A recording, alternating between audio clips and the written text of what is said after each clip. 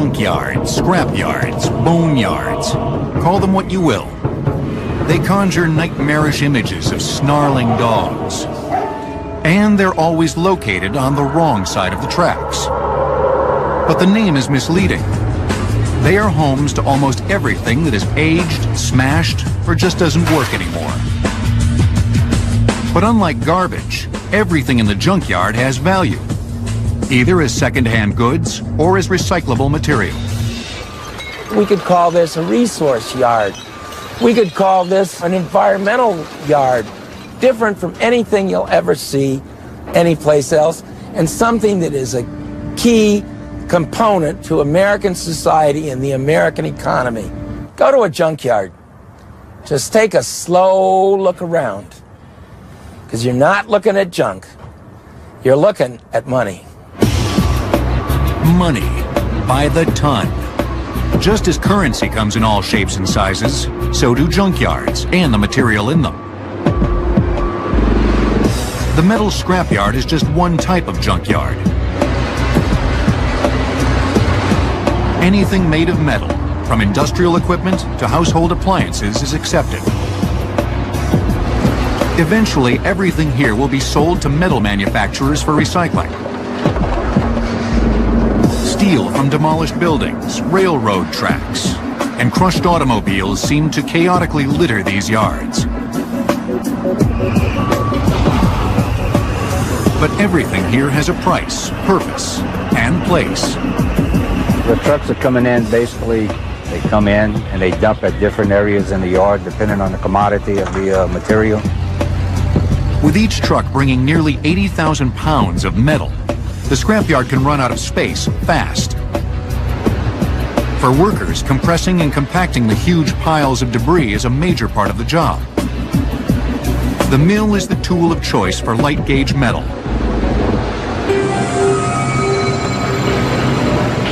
The adage, separation is painful, has never been truer.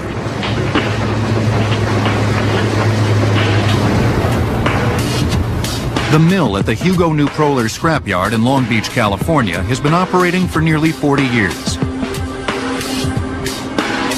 Old cars make up a majority of its diet. Multiple conveyor belts move the metal into and out of the machine. Inside this tower lies the heart of the contraption, the grinder. An enormous drum, bristling with 24 swivel hammers, spins at almost 450 revolutions per minute, pulverizing everything it touches.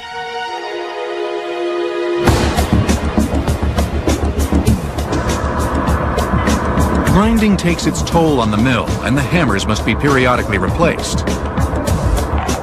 Workers remove the housing and move into the belly of the beast. With safety locks in place, the men carefully detach the old hammers. The new hammers, weighing nearly 400 pounds each, are lowered in by crane and secured. With the mill back in action, pounded debris streams from the grinding chamber. It goes across a sequence of magnets and through a blower, which sucks off all of the non-metallics, along with the carpets, the styrofoam, and that goes into another direction. A conveyor belt deposits the scrap back into the yard. Because of their mill, Hugo New Proler boasts one of the largest parking lots in the world. Only to find your car, you'll need to bring a shovel.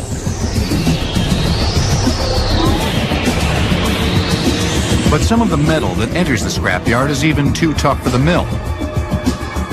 Any material over a quarter-inch thick is sent to the 2,000-ton shearer.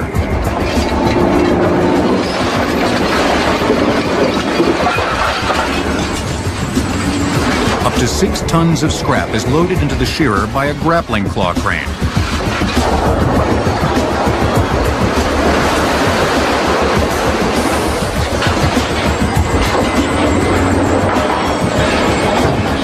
Hydraulic compactors bend and fold the metal until it's shaped like a loaf of bread.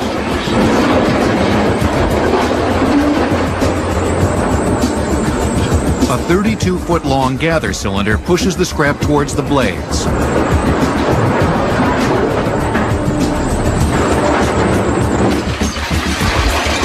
giant shears chew through the emerging scrap. The cutting surface is actually 5 blades, 3 above and 2 on the bottom. Each is 34 inches long and nearly 5 inches thick. The scrapyard is a processing plant, and the metal doesn't stay long. Most of the material leaves the Hugo Neuproller yard on ocean-going scrap ships.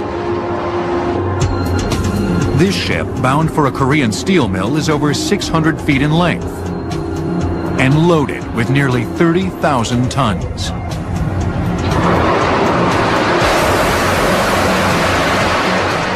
Most people's junk is another person's gold, you know, it's a gold mine.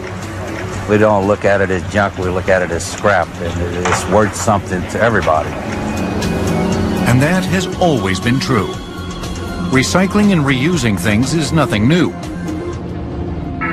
For early humans, gathering raw materials was extremely difficult. Miners in 4500 BC struggled to collect copper in the mountains of what is today Serbia. They managed to dig multiple shafts, some up to 60 feet deep, using picks made from deer antlers. With commodities acquired at such a high price, early humans were very frugal, finding it easier to reuse something than to create it anew. I think honestly that human beings recycled as soon as they made the first artifact. They always focused on ways to use something in as many ways as possible, and then if it broke, to figure out another way they could use it. Early craftsmen took recycling one step further by reusing pieces from abandoned structures to create new buildings. Pieces from some of the greatest monuments of the ancient world found their way into new creations. In the 1500s, Spanish conquistadors in Mexico destroyed Aztec buildings to construct their own cities. Centuries before, parts of the Roman Colosseum morphed into St. Peter's Basilica. Even the mighty Colossus of Rhodes was scrapped by invaders to make tools and weapons. Part of the reason that metal was so important to these people was it took a tremendous amount of skill and energy to forge it into the original implement, whether it was a helmet or a sword or chainmail or whatever else. Weapons such as swords and spears could ensure a king's authority and were prized by early royalty and scrap collectors alike. Archaeologists that dig up battlefields are really frustrated people, because originally, years ago, we thought that when you dig up a battlefield, you're going to find helmets and swords and chainmail and all this kind of stuff. On one such battlefield, the fate of England was decided. In 1066, 7,000 Norman troops invaded Britain under the command of William I. The English king, Harold II, raised an army of 7,000 to repulse the attack. The two forces met on the battlefield of Hastings. When the fighting had ended, nearly 3,500 men lay dead, including the English king, clearing the way for William to become England's first Norman monarch.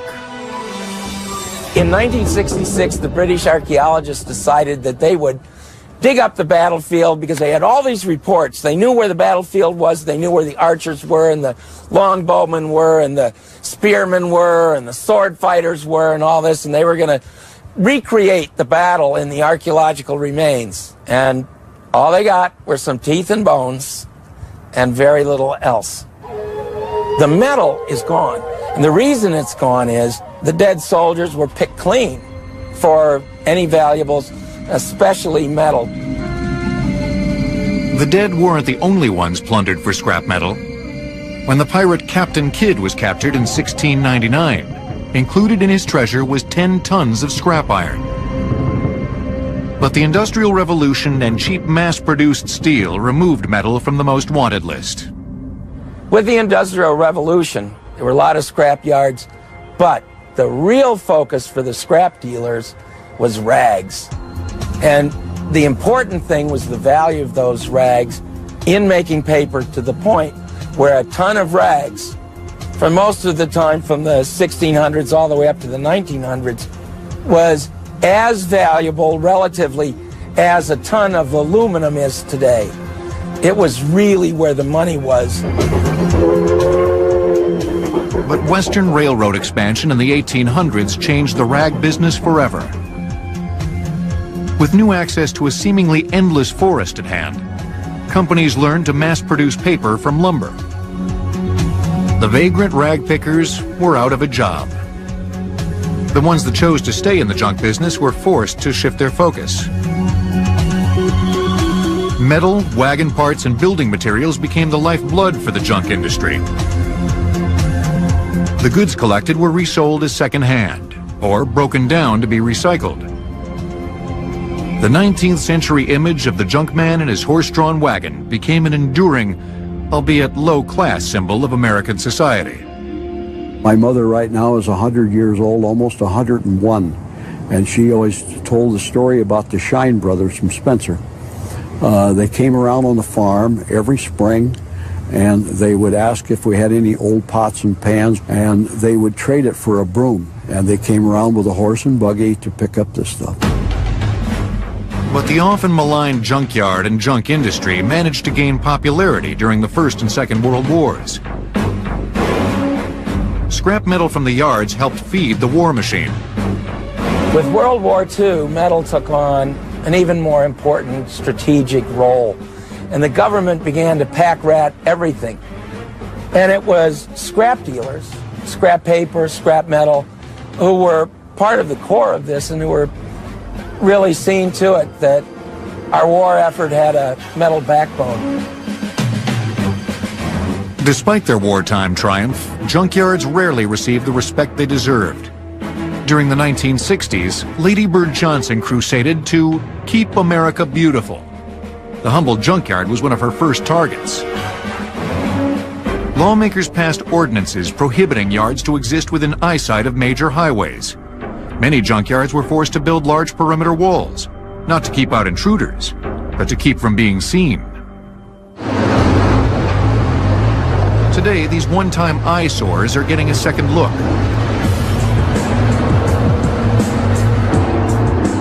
Evolving thoughts about the economy and ecology have changed the junkyard's image. And what was once considered second-hand garbage is now seen as pure gold.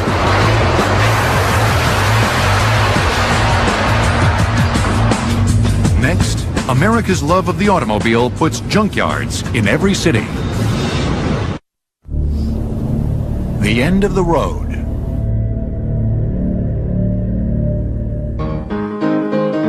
Since the first cars rolled off Henry Ford's assembly line, Americans have loved their automobiles. But when love dies, it ends up here.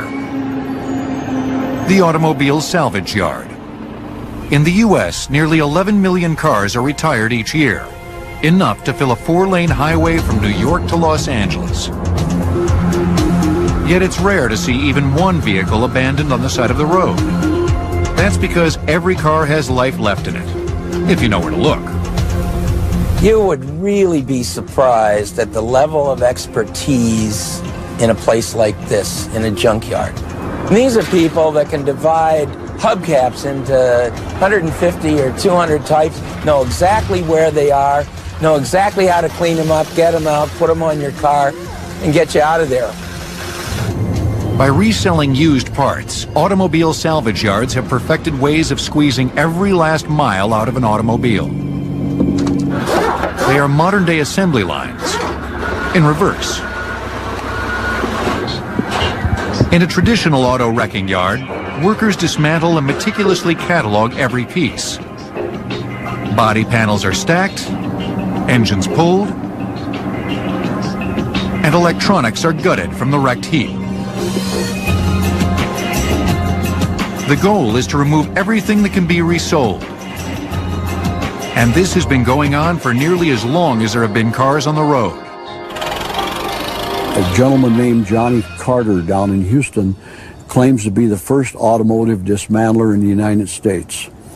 They started somewhere in the 1910, 1915 era, as I recall. Generally, it started on the edge of every city, on the cheaper ground where people would get a hold of abandoned cars and start selling some parts off them.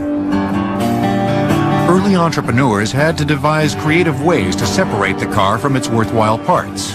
When we first got into the automobile salvage business, the automobiles, as they came in, we would get a little gas out of the tank, put a match in, we'd burn them up.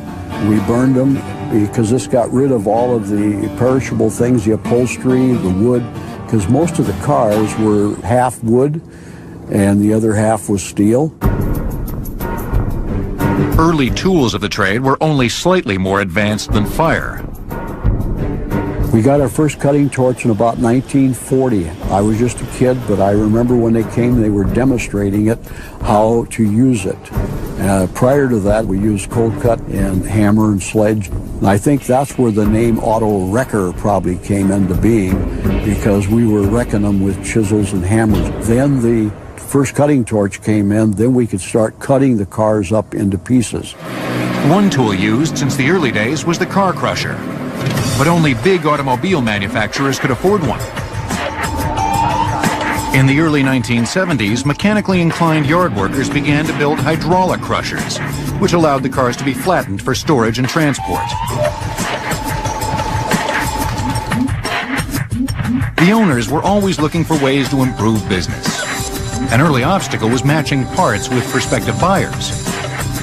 Resourceful auto wreckers realized by working together they could sell more. Speaker telephones, affectionately known as hoop, holler, and shout lines, connected many yards simultaneously. It was like the old telephone, except you had a speaker, and you would ask for a particular part and say, Spencer needs a transmission for a 55 Chevrolet. There might be 25 to 50, sometimes even up to 100 yards on this line. And if anyone had it, they would come back and say, I've got the transmission for $50. And everybody heard it. And some other man would come in and say, I got one for 45. The other guy said, I'll say one for 45 laid in.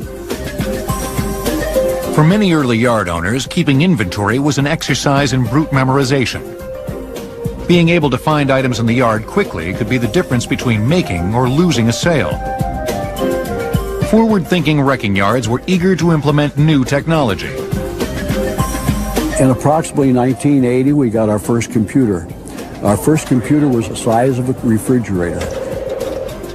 Today, the entire industry relies on computers. Thousands of yards communicate and share inventory via the internet. Parts are shipped fluidly yard to yard, across the country, nation to nation, all at the click of a mouse. Here's the newest wrinkle in auto salvage: the Pick Your Part Yard. Cars are placed on stands, and the public is allowed to find and remove their own used parts. Tools in hand, the home mechanic is now the auto wrecking expert. This yard is divided into separate sections by product line: the Ford section, the truck section, General Motors section, Chevy section, and imports. And the customers can come out and they go to a particular section if that's the type of vehicle that they're looking for. But before the cars reach the public lot, they're processed for both personal and environmental safety. Beginning at the arrival of the vehicle, when it comes to Pick Your Part, it arrives at our drop-off area, removing the fluids, the license plates, and any trash from the car. Then it goes to the oil rack, and they remove the existing fluids that aren't underneath the hood, for instance, that are accessible underneath the car. They remove the engine oil, transmission oil, rear end grease. Forklifts suspend the cars on metal racks. A special drill punctures the car's gas tank and siphons any remaining fuel. The fluids are collected in hoppers below the racks. Workers carefully remove the hazardous engine coolant and freon gas for proper disposal. While the oil, like almost everything else in the junkyard, will be saved for recycling. The process is quick. In as little as an hour, the car can join the nearly 2,300 other vehicles on display. Pick Your Part yards have become phenomenally successful. At this California yard, between 60 and 200 cars arrive every day. And on a busy Saturday, as many as 4,000 customers can be found pulling off fenders or prowling under the hood. There was a substantial amount of thought put into configuration of the yard here. Cars are aligned hood to hood and trunk to trunk to allow for an aisleway for the engine hoist to go through to make it easier for the customer to remove the engines. It also maximizes our space. The yard invests heavily in machines that keep the sprawling scrap under control. This is one gas tank. This is the condensed version of about 30 gas tanks.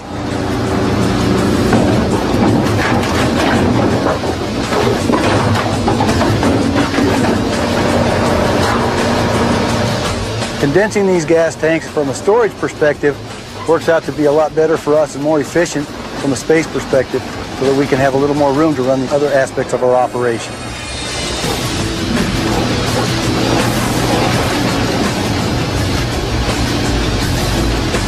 Even the cars on display aren't immune. The vehicles will stay in the yard for up to 2 months.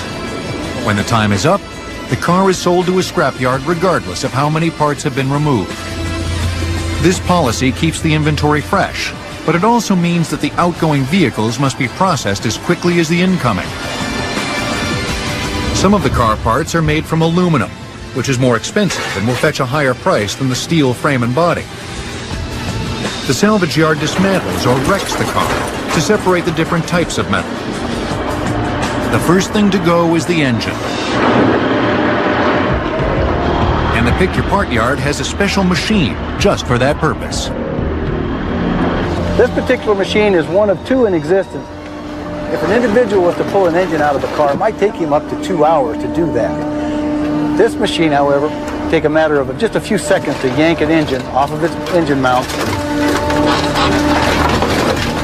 So just put it aside.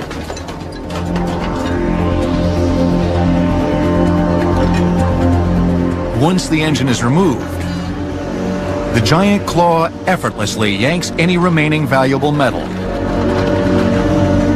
The heater core and the AC condenser, also the radiator pulled, and the aluminum bumpers, because that has more value beyond just the scrap value of the flat car.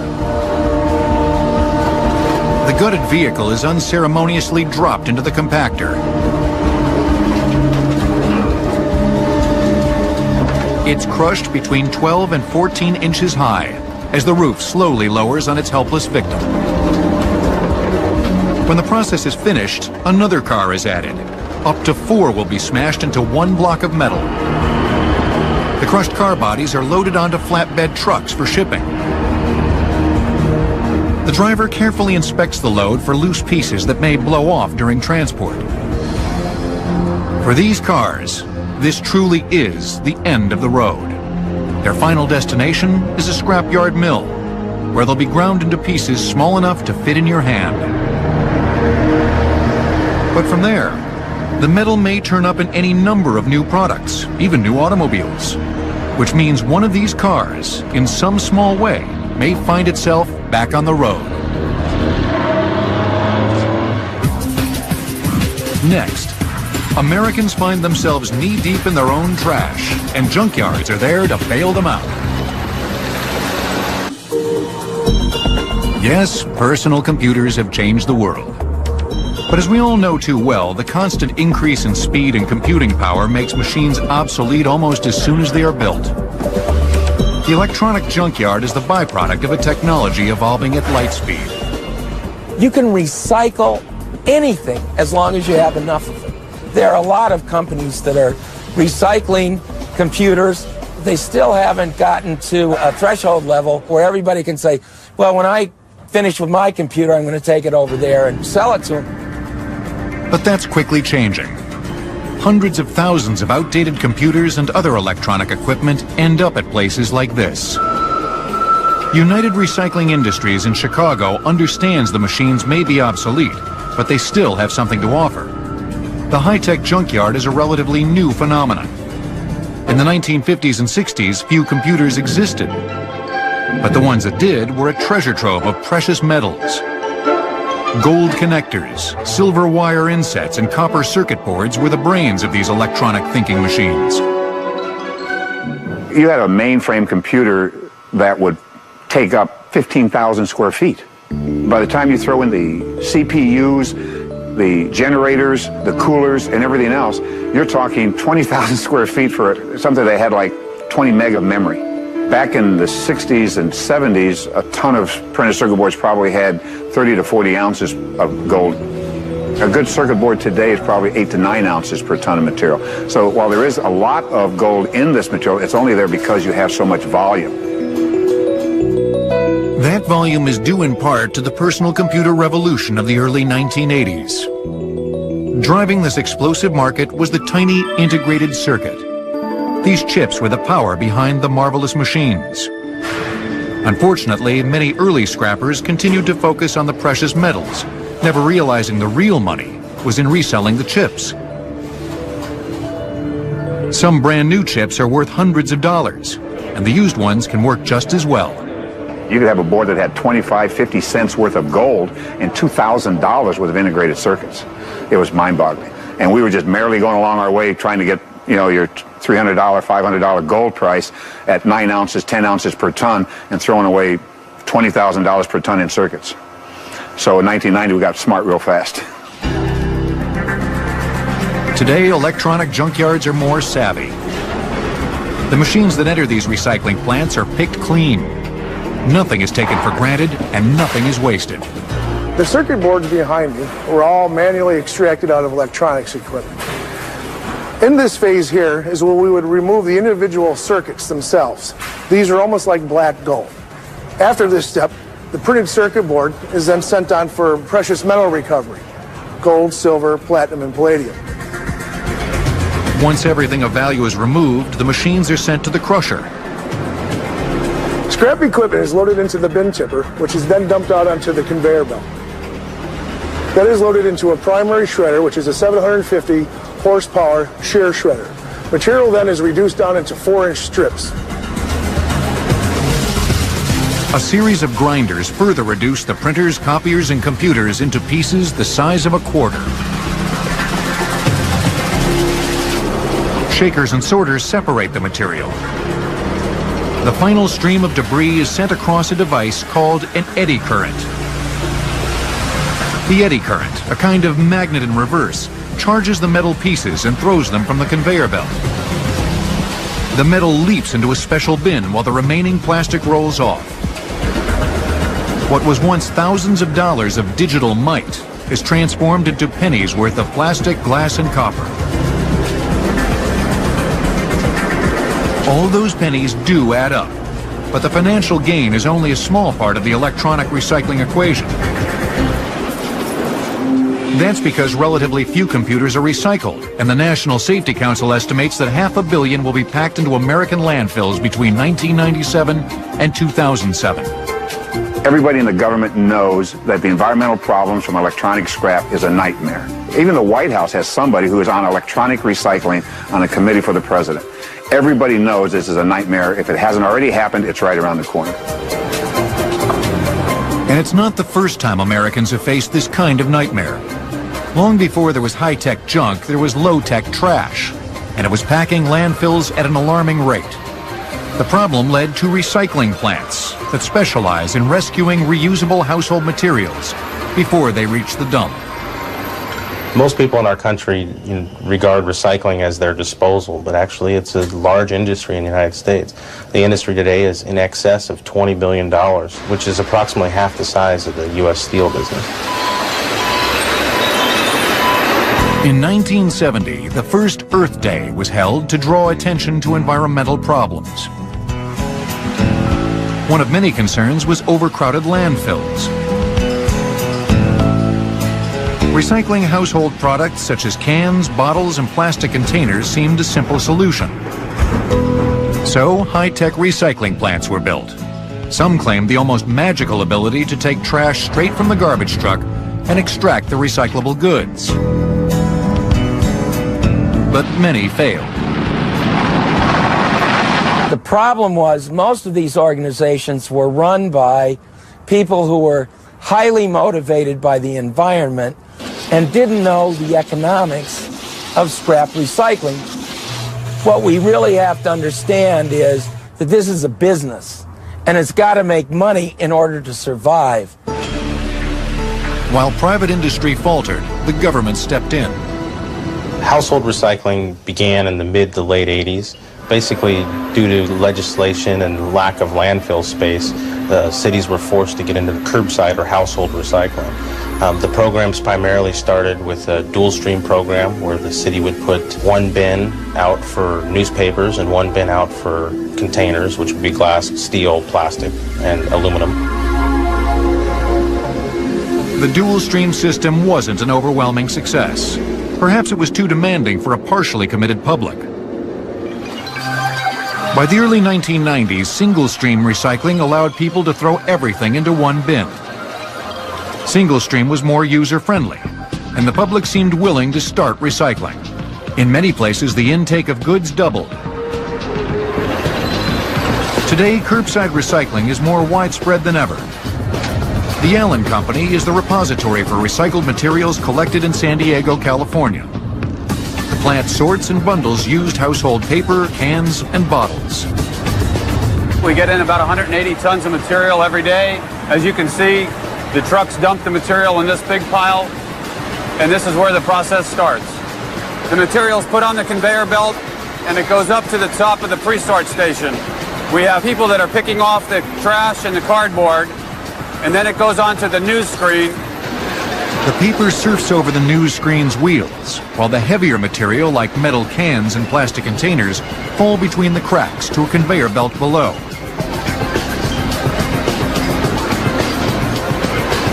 The process relies heavily on manual labor.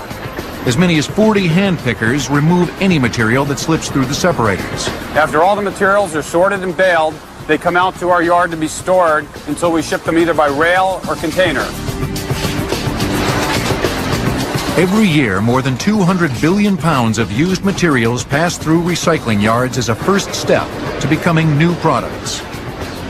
And as more local governments mandate recycling programs, these yards may soon become the most numerous junkyards in the country.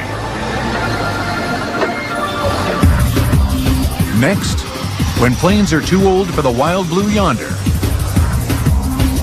they find a new home in the aviation boneyard. Airplanes. On any given day, nearly 60,000 will be winging their way across America, including over 30,000 jetliners, some of the most technologically sophisticated machines ever created. Millions of individual components work together to keep these planes aloft. When they're no longer safe to fly, their last resting place is an aviation boneyard. Today, federal regulations and fear of lawsuits will keep many yard owners from reselling pieces off these planes. But that wasn't always the case. At one time, used parts were everywhere in the aircraft industry. Orville and Wilbur Wright may have been the very first aviation salvagers, often using pieces from one prototype aircraft to build another. Aviation boneyards grew with the industry. During World War I, the Curtiss Company was one of the first to mass-produce airplanes. The Jenny, as it was called, became an industry standard, and eventually, a boneyard regular. After the war, stunt flyers used these planes in traveling aerial circuses. Keeping them in the air meant finding parts. Most aviation salvage yards have started out from a need of parts. You know, somebody needed parts to build their airplane, so they bought another one for parts, and perhaps a second one after that. And first thing you know, you're in the parts business. World War II saw the greatest buildup of aircraft in American history. From 1940 to 1945, nearly 300,000 planes flew out of homeland factories. After the war, some of these planes found work in the civilian world. Aviation boneyards provided parts for these converted trainers and crop dusters well into the 1970s. But over the years, the aviation salvage business changed. In the 1980s, many owners found themselves forced out, not from low scrap or part prices, but from lawsuits. All the parts we sold, of course, were good parts and had to be inspected to make sure they were good parts.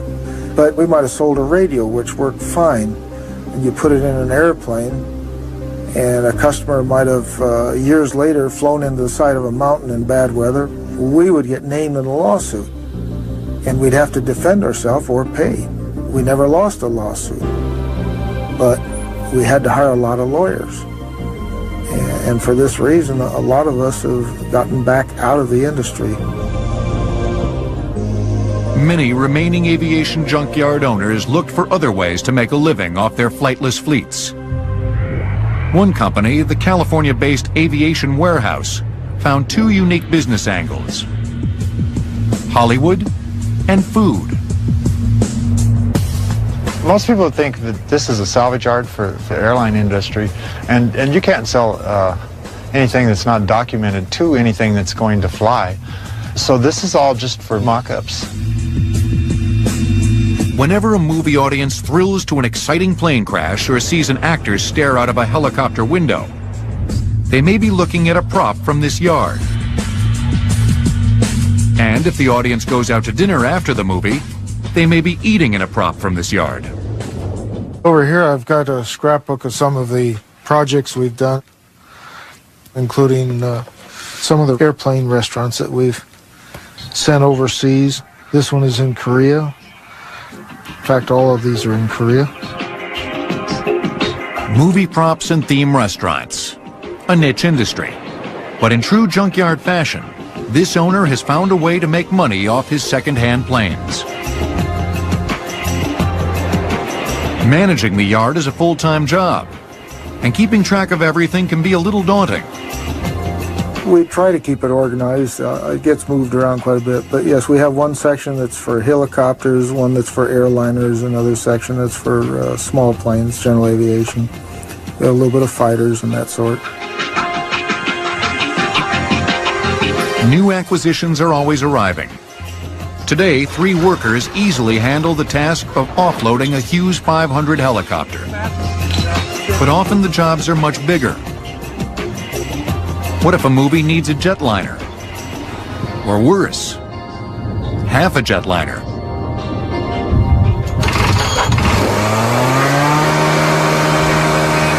You have to cut it up small enough to get it on a truck when it leaves here. Basically what you'll use is like a chainsaw, which has a carbide blade on it, and you will cut the plane up.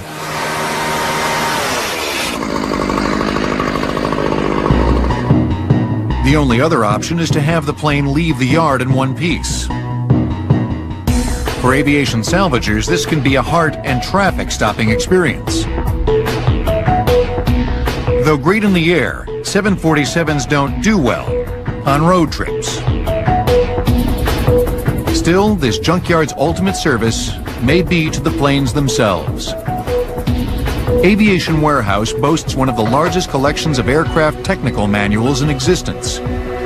Mechanics and airplane buffs alike regularly search the library.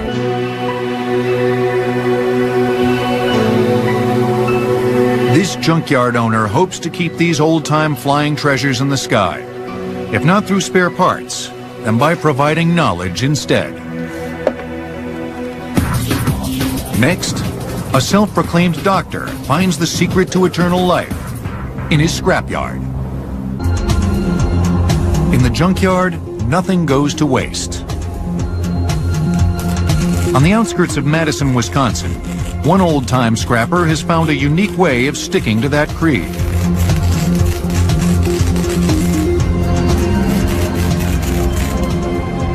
Tom Every has been in the scrap business his entire life. I think that we all evolve, and I recycled about every kind of thing there is. And then when I got all done, I realized, my gosh, there's nothing around even to look at. And so I decided in this balanced part of my life, I would build up instead of tear down. And that's what I'm doing, I guess. Building up has been Tom's passion for nearly 20 years. That's when he first stopped scrapping and assumed the mantle of his creative alter ego, a man he calls Dr. Evermore. The doctor's years of hard work and artistic vision have paid off in a creation dubbed the Forevertron.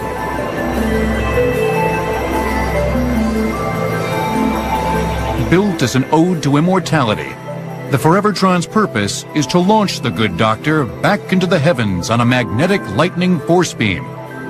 And to do that takes a lot of stuff. The Forevertron is about 130 foot long and about 65 feet high and up to 120 foot wide. It weighs a little over 400 ton. As you may have guessed, the machine doesn't really work. But at one time, almost everything on it did.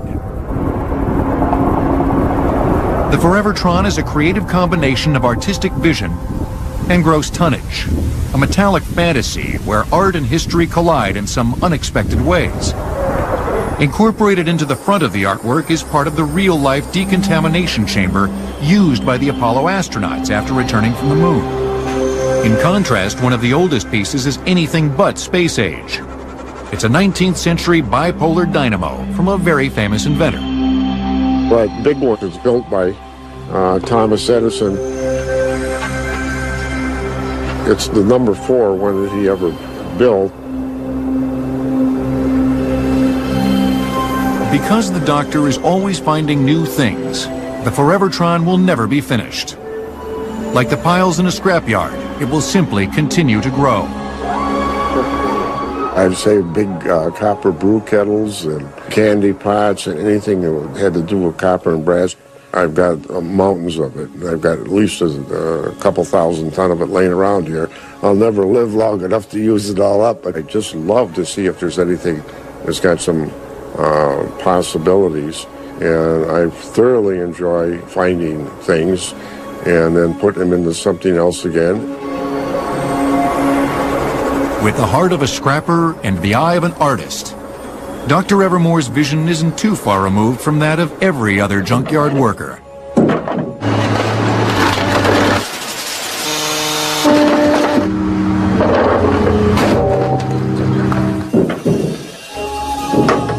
Well, maybe it's a little removed. But the truth is, this is an industry where one person's junk is another's masterpiece, and where value and beauty are truly in the eye of the beholder.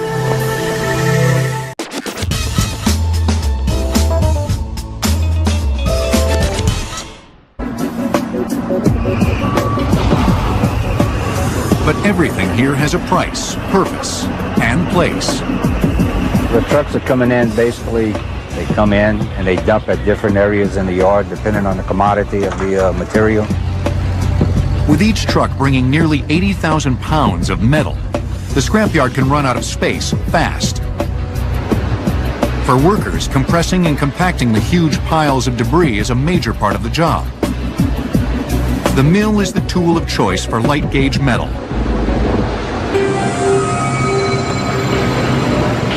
The adage, separation is painful, has never been truer.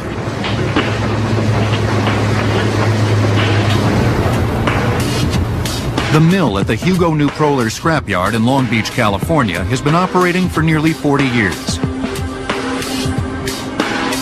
Old cars make up a majority of its diet. Multiple conveyor belts move the metal into and out of the machine. Inside this tower lies the heart of the contraption, the grinder. An enormous drum, bristling with 24 swivel hammers, spins at almost 450 revolutions per minute, pulverizing everything it touches.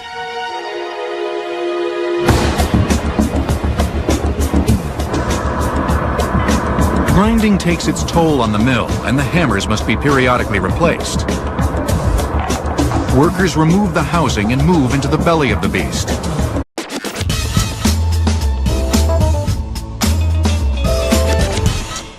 Junkyards, scrapyards, boneyards, call them what you will.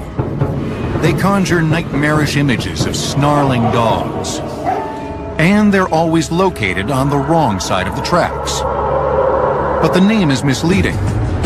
They are homes to almost everything that is aged, smashed, or just doesn't work anymore.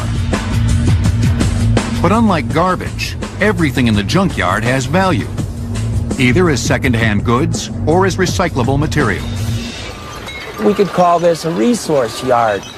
We could call this an environmental yard, different from anything you'll ever see anyplace else, and something that is a key component to American society and the American economy. Go to a junkyard. Just take a slow look around, because you're not looking at junk. You're looking at money. Money by the ton. Just as currency comes in all shapes and sizes, so do junkyards and the material in them. The metal scrapyard is just one type of junkyard. Anything made of metal, from industrial equipment to household appliances, is accepted. Eventually, everything here will be sold to metal manufacturers for recycling. Steel from demolished buildings, railroad tracks, and crushed automobiles seem to chaotically litter these yards. With safety locks in place, the men carefully detach the old hammers. The new hammers, weighing nearly 400 pounds each, are lowered in by crane and secured. With the mill back in action, pounded debris streams from the grinding chamber.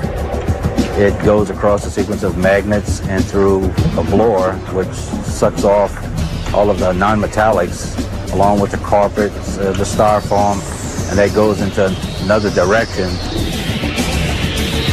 A conveyor belt deposits the scrap back into the yard.